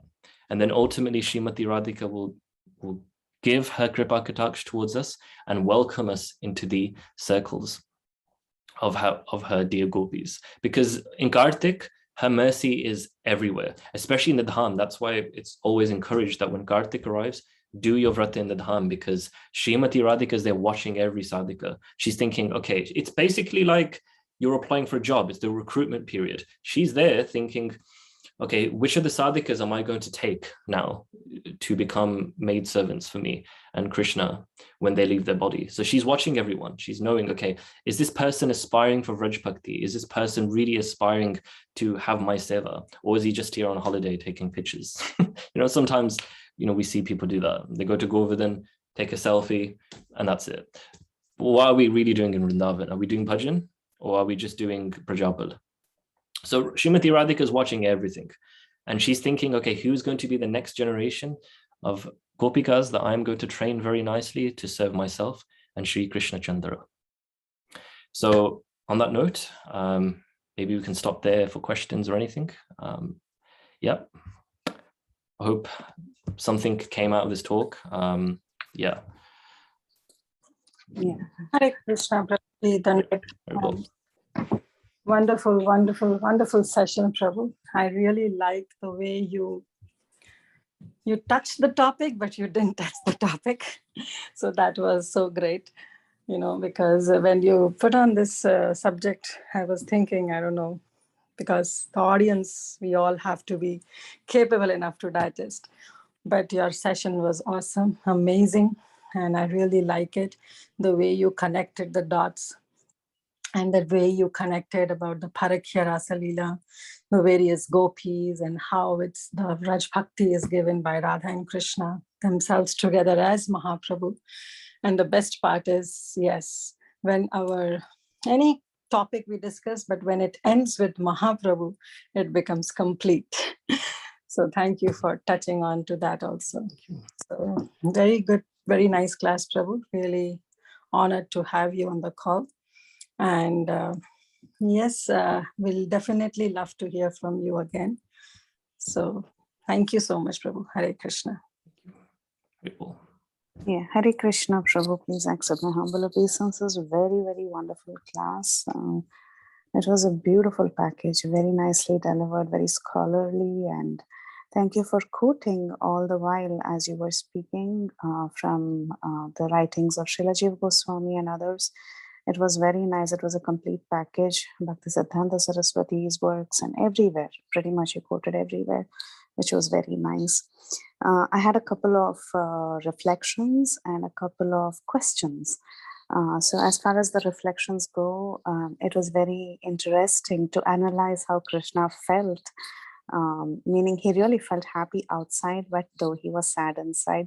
So it just goes to show how sweet Krishna is. When the other little gopis were getting married, he chose to express happiness outside. That shows so much about our Lord. And the other thing is the intense feelings of the gopis, how they can't even express what they feel openly. They are the greatest, yet they have the toughest role. So that was very, very nice to think about or ponder about. And yes, the entire thing about why Sharat Purnima was chosen and the relation to Prithvi, that was beautifully explained by you. A lot of deep analysis has gone into this class, Prabhu. I'm really grateful for bringing out all these points. The two questions that I had were very superficial questions. One is you did quote Adi Purana while you were talking about something. So I always see this even in the commentaries of Srila Prabhupada. But I wanted to understand, what do we mean by Adi Purana? Is it related to one of the major Puranas in some way, and it has a different name and it's called Adi Purana, or is it some Upa Purana, a part of some other text? So can you throw a little more light on the reference first? Sure. Thank you so much, Mataji, for the kind comments as well. Yeah, so from my understanding, from what I've heard in various classes, Adi Purana is an Upa Purana. I did a little bit of research on it. I don't think has been translated into English, hence why we don't have the copy present. Hopefully Bhanu Swami or even Hari Parshad Prabhu can translate the Adi Puran one day. And there's so many beautiful things in the Adi Puran, which in one sense is a shame because there's a lot in there for us to even study about Krishna's Vrindavan pastimes. Many of the beautiful shlokas that we hear about Radhakund and Srimati Radhika, Madhuri Ras, a lot of the references come from Adi Puran. So hopefully one day we can have a translation. So it's considered as one of the Upa Puranas. That's how we. Yeah. As far as I know, it is, yeah. Okay, yeah. And then the second question I had was, you did mention about the story of Shukadev Goswami. I mean, the way you started the first line, that was beautiful. You were quoting Brihad Vaishnav Toshani about how he's actually first giving credit as Badarayana, and then it starts, and then the connection of why it had to be Badarayana. That was beautifully explained by you. So my question was about Shukadev Goswami. Yes, we do hear that he is the parrot of Srimati Radharani. That was his role. And I've wondered about two things. One is when you were talking, you spoke about Srila Jeev Goswami mentioning something about this, which I'm not able to pull out from my head. Can you repeat that? And can you also reference where he mentioned about this particular aspect? And the second part of the question was, though we understand that Shukadev Goswami was a parrot, I believe it has just been taken off from somewhere, like it's a story. I was wondering about the reference as well. Yeah, I think, so the reference, so when Jiva Goswami talks about Badrayani and the different meanings, it's in his commentary of Vaishnav Toshani. So if you get a translation of that, you'll see that he writes about the different meanings of Badrayani in the first verse of the 29th chapter. So it's all there. Oh, so the entire description of him being the parrot of Srimati Radharani is right there in Brihad Vaishnava Toshani? Is that what you're saying? The description of Sukha the parrot will be mentioned in other texts. I think it's very easy to find that online, like the story of Sukha the parrot. But the meaning of Badrayani that's mentioned in the commentary. Oh yes, I get that. Yeah, I get that. I was wondering about something else you said. Maybe I should have taken notes at that time, but you said Jiva Goswami had something to say about it. I missed that part. I don't know. I don't think I can remember that. Yeah, I don't know if you remember, we can talk about it later. But yeah, I don't know. Okay. I can't remember, unfortunately. Yeah, I should have probably written it down. Okay. Yeah. So yeah, thank you, Prabhu. Overall, very, very, it was nice. It was very interesting. Yeah, very, very interesting. And as Kirtida Mataji already mentioned, it was nice that you touched upon it at the same time you didn't get deep into it. So it was very nice for the audience. Hare Krishna.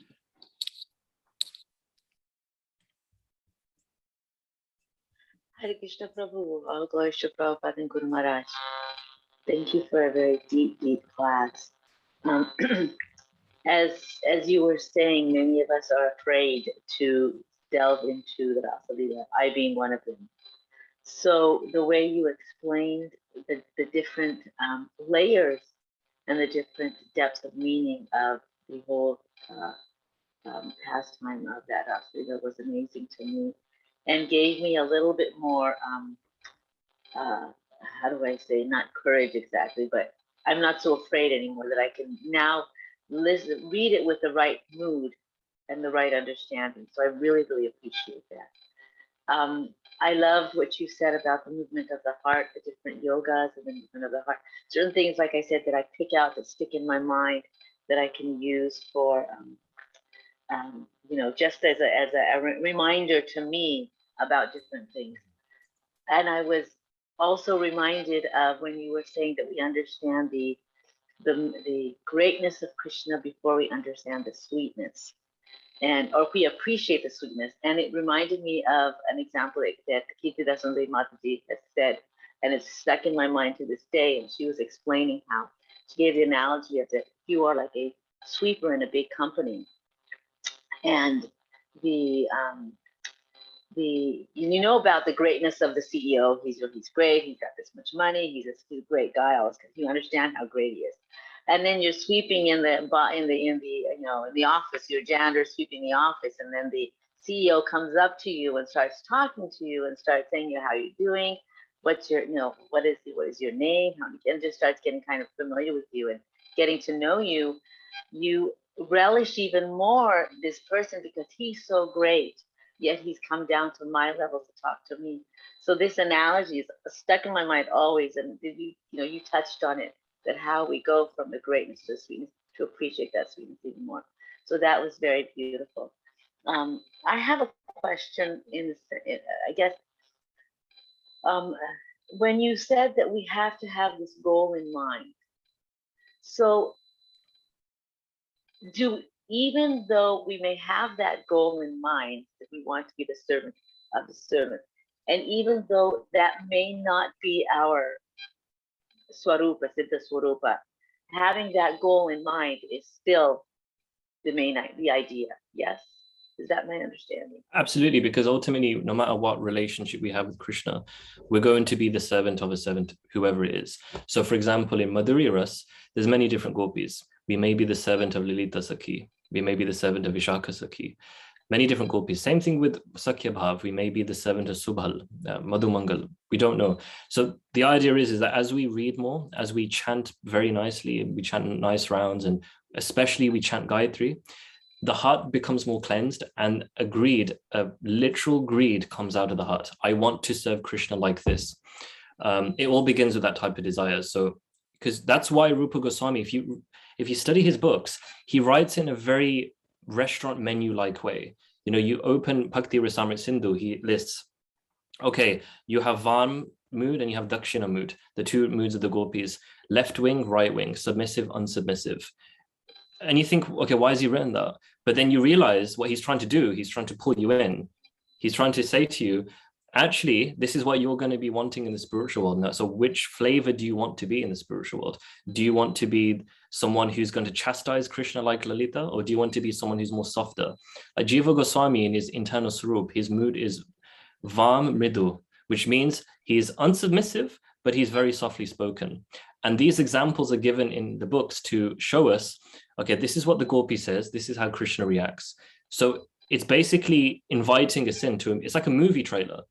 Before watching the film, we're going to see the trailer. So all of this is the trailer. It's like, okay, I really want to enter into this particular pathway of serving Krishna.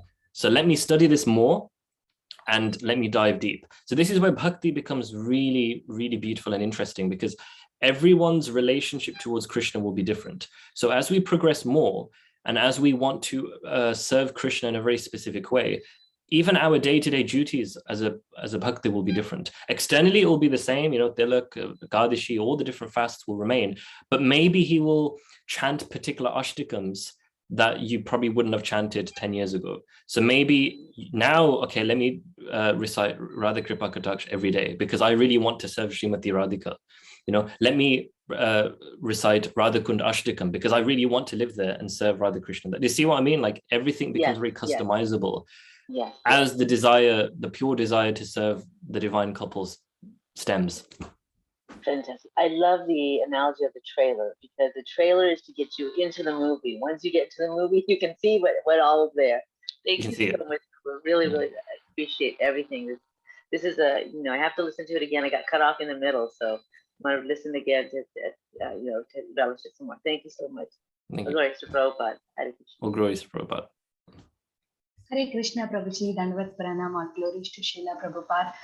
What a beautiful class, Prabhuji. Thank you so much. And I really like the way you connected Bhagavad Gita slokas to the pastime and how you were explaining that how gopis are very elevated stage. Nobody else can surrender to Krishna like that.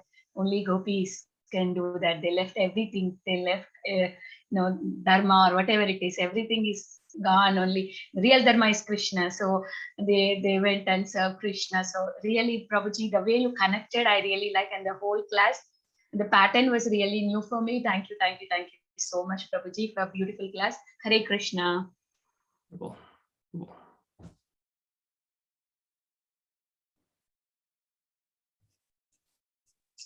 Hare Krishna, Prabhuji. Please accept my humble obeisances. All glories to Srila Prabhupada and Guru Maharaj. Thank you so much, Prabhuji, for this fantastic class. Prabhu, I had a question because I don't have the complete knowledge of all the scriptures and Srimad Bhagavatam also. But after listening to your class, I got some question from one question. So we see Krishna got married to 16,108 wives. But why he did not marry any of the Vraja gopis, Prabhu? But you say that the persons who got married to Vraja gopis are also Krishna, but why he did not physically marry any of the girls from the Vraja Bhumi?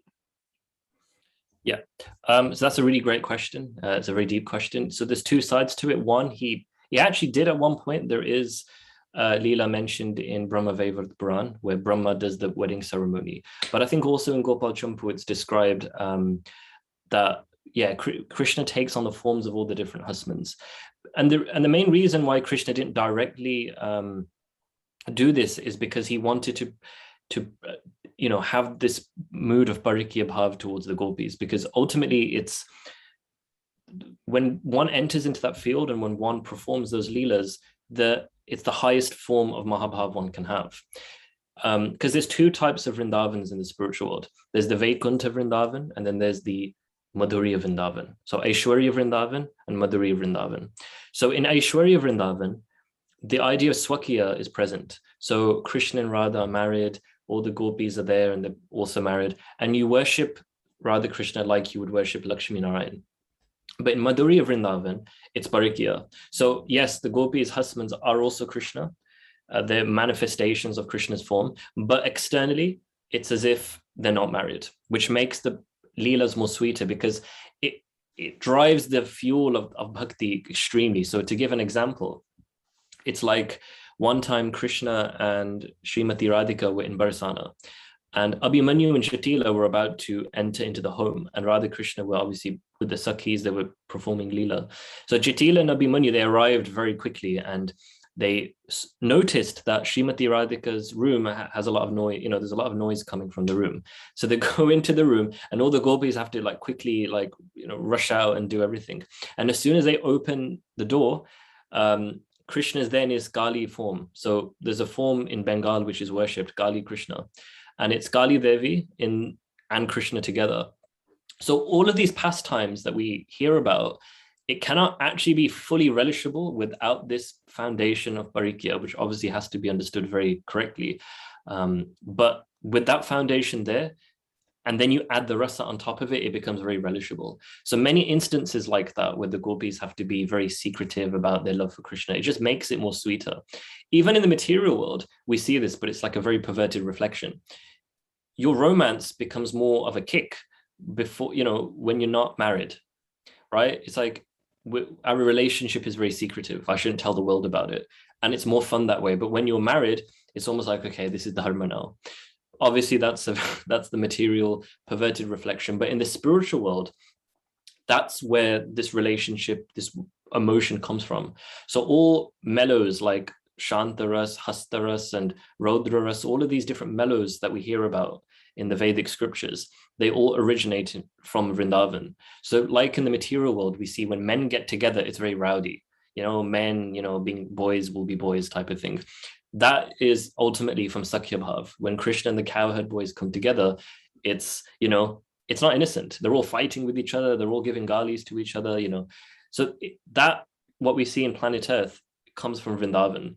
So in the same way, when unwedded love happens in the material world, the origin of that is Vrindavan. So the root cause of everything is this Parikya Bhav, and it's the most sweetest and the most relishable. One can get that mood just simply by studying the Srimad Bhagavatam very nicely. I know a lot of people will say, but I don't have time to read, and I'm maybe a little bit older, and I have children. How can I read all of these scriptures? But it's really Sadhu Sangha that does it, because someone could read all of this, but they may not have the bhakti in the heart. Many devotees, they may have this where they know all scriptures, they're very scholarly, but how much rest do they have towards the divine couple? So if we're in Sadhu Sangha, Rasik Sadhu Sangha, then we will attain this, there's no doubt. And that's why I gave the example of the disciples of Bhaktisiddhanta Saraswati and Bhaktivinoda Thakur. Some of them were illiterate, they couldn't read, but they were very Rasik and they could understand everything because of Sadhu Sangha. So if we have that right association where we associate with the Rasik Vaishnava, then it will come. So yeah, I hope that helps, Mataji. Yes, Prabhu. Thank you so much. And another question I have, Prabhu. So as you're explaining about the goal of our life is to know what is our status in Goloka Vrindavan. So as we see, Prabhu, in Kali Yuga, especially our lifespan is very short. So in this lifespan also, how to utilize properly to find out the goal? Are there any proper steps? So you said like doing our chanting properly, doing our sadhana regularly. Are there any like particular things like Ashtaka also you said? Are there any particular things to know that especially our soul is there in the Goloka Vrindavan? What is our status in Goloka Vrindavan? Yeah, so again, this is where Sadhu Sangha comes, because without proper guidance, we will just end up getting lost. So that's why traditionally in the Vedic culture is that you would stay with the guru. Now, obviously, in this day and age, it might be unpractical. We're married, we have responsibility, job, child, etc. But it is that Sadhu Sangha will help us. So we have to find that right association, and they can guide us very nicely on these confidential topics. And the stuff that they will guide us on is things that we're meant to do already, but they will just make more of a highlight on them. So for example, the idea of doing Ashtikums. So we know in ISKCON, Ashtikums are chanted, but do we know the importance of why we chant Ashtikums? Bhajans are extremely important by the Acharyas, Bhaktivinoda Thakur and Narottam Das Thakur. But do we understand why we meant to sing them? Do we sing them because it's nice to sing them? Or do we sing them because there's their mood? All of their moods in Vrindavan are stored within this bhajan. So when I sing things like Jnani Lo Premadhana or, all these other bhajans, I'm getting that mood from that bhajan into my heart. So it will assist in the chanting, because without the feeling, without the bhav, without vraj, without that feeling, when we're chanting Harinam, we're not going to properly advance. But when we study the bhajans very nicely, and then we chant, it's very beautiful. So I know a lot of devotees, they often say is that before they do their mala in the morning, they will sing one bhajan or two bhajans of Narottam Das Thakur or Bhaktivinoda Thakur, because it gets them into the zone and the understanding of doing it. In Vrindavan, this is common practice for everyone. So it's known as Niyam Seva. So they'll wake up, they will do their 1 lakh. So generally, again, it's one of those topics which can cause it's very sensitive.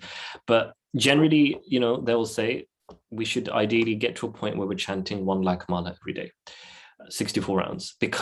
And the reason for that is not because they want to torture you to chant more rounds like mechanical religion, is because there's a special potency to 64. Because yes, Chaitanya Mahaprabhu requested all the devotees to chant 1 lakh. All the acharyas in our line have chanted at least 1 lakh. So when we try and chant that, that maximum of rounds every day, then there's going to be a lot of moods happening in the heart of the person. It's a process like that. Sometimes we may ask, why is devotee B getting all the kind of realizations and I'm getting nothing? We don't know what devotee B is doing behind closed doors. They could be doing many rounds, they could be chanting many ashtikams, they could be singing all the bhajans. And naturally, this is building up. So maybe some of us in this call, maybe we have chanted 1 lakh, or maybe we are chanting 1 lakh. I don't know. But let's just say there was once upon a time where we actually did chant 1 lakh. We know how that feels. When we've finished 1 lakh of chanting, we feel very pure. We feel that we actually want to know Bhakti and Krishna properly. Now imagine doing that every single day. There'll be a very change of heart very quickly. So that's why, these are like little tips. I mean, they're very obvious tips, because devotees will always say, oh, just increase your rounds. It's always good to increase more in Ekadashi and Kartik. But we never think, why? Why am I meant to chant 1 lakh? Why am I meant to chant 32 rounds on Ekadashi, or increase my rounds? Because it imbibes the bhav in the heart much deeply and very fast as well. So when we do these little things, these little tips, and when we imbibe them into our daily practice, then a lot of blessings will come, and we will be able to enter into that bhav very nicely. Yeah. So I hope that answers yes, Prabhu. Yes, Prabhu. Very nice. Very nice. Thank you so much, Prabhu. Dear devotees, are there any questions and realizations for Prabhuji? Please go ahead.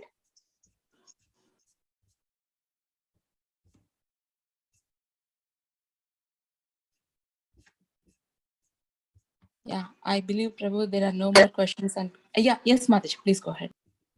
Hare Krishna, Prabhuji, Koti Koti Dandavat Pranam, Srila Prabhupada Sri Gurudev Ki Jai.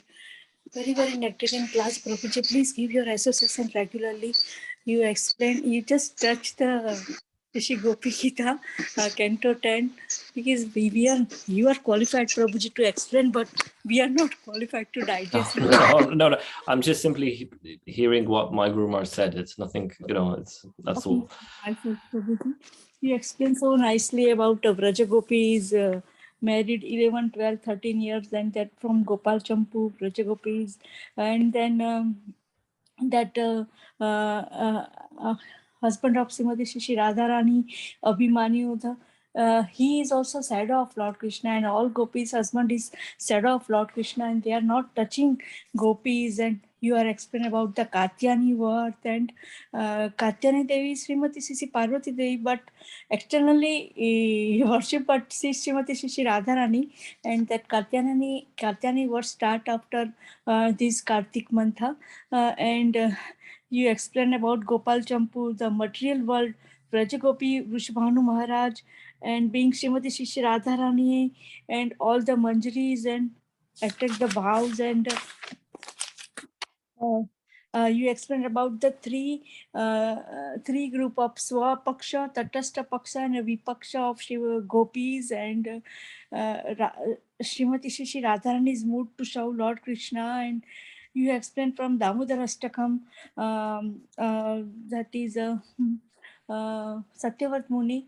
Yesterday, Prabhuji, I here with your permission at one point, Ji Adigadar Prabhu at the evening time after Shri Damodar Ashtakam, that diya is the devotional service, and that flame is our like how we offer what our love to offer Lord Krishna and Srimati Shri Radharani. Some Vaishnava are very great to preach, some are in a cooking, some are in a cleaning the vessels backside Vaishnava, some are sweep and mop, but all the service are given by Srimati Shri Radha, Srimati Shri Radharani. We should not forget that, and that flame is our devotional service. And so Srimati Radharani and Lord Krishna, that not think that we will decorate with a very heavy dress to Shri Jagannath Balaram Subhadra Shri Gaurnitai, but they just see our bhav,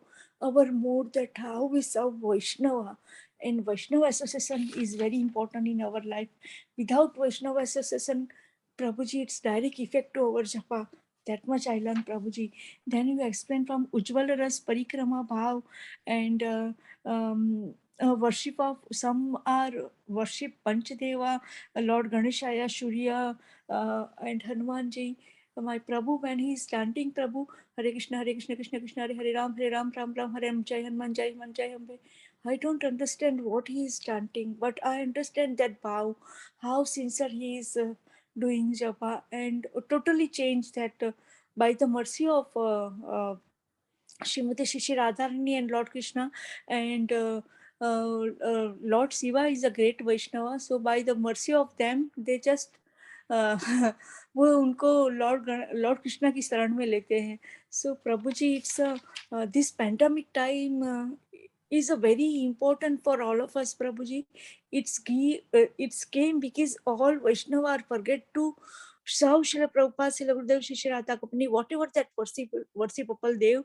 But because of so much frustration, they started to worship Lord Krishna, Shri Radha Rani. I have seen in my home that whole day Krishna Katha, Krishna Katha, Krishna Katha is going on, and we cannot change the nature of the person, Prabhuji, but it is changed by hearing Krishna Katha from pure Vaishnava like you, Prabhu. And you explained about the Chandravali and Maharasa, Purnima, and so many things, Prabhuji, you explained. But it's because of time, Prabhuji, I am not explaining whole the class. Anant Koti Tanvat Pranam to your sincere seva. Please, please, please give your SSS a regular to all of us. Koti Koti Tanvat Pranam to your sincere seva, Prabhuji. Hare Krishna. Thank you so much for the nice words. And Adi Gadadhar Pandit made a very nice point there. Yeah, he's I enjoy listening to his classes as well. But thank you so much for adding the comments. Yeah, that's what it is. It's Krishna Katha 24/7. If we can abide that, then everything is done. And like you mentioned with Mahadev, without his blessings, then, it's very hard to enter into Vrindavan. So we have Srimati Radhika, but then we also have, Gopishwar Mahadev, Lord Shiva. Many personalities are ready to give their mercies, not just one personality, many different personalities. We have Tulsi Devi, we have Vrajraj, we have Yamuna, we have Gopishwar Mahadev, we have Srimati Radhika, we have Sri Guru. So many different personalities that they're waiting to give their mercy. We just have to receive it. So, yeah. Hare Krishna, dear devotees. Anybody have any questions or realizations for Prabhu? Or else we can end the call. Okay, thank you so much, Prabhuji, once again for this precious time and association, and we look forward for more classes from you in future, Prabhu. So with this, I would like to pay my obeisances to you and all the devotees on the call. Vancha kalpatarubhyasya kripa sindhubhya vacha patitanam pavanebhyo vaishnavebhyo namo namaha. Ananta Koti Vaishnav Vrind ki jai, Ramacharya Srila Haridas Thakur ki jai, Srila Prabhupada ki jai, Krishna Katha Mela ki jai, His Grace Kamala Kanta Das Prabhu ji ki jai. Thank you so much, Prabhuji. Thank you so much, Prabhuji.